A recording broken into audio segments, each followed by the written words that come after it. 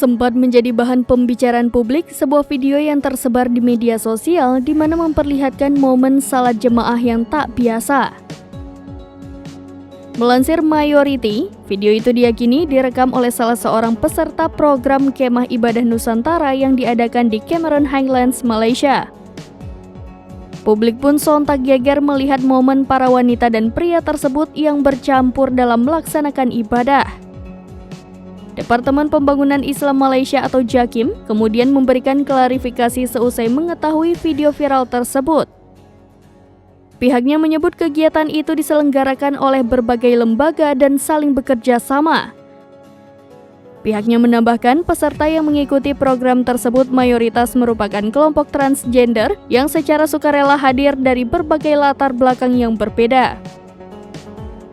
JAKIM juga meminta doa kepada masyarakat agar diberi kelancaran selama proses mendidik dan memperbaiki diri para peserta tersebut.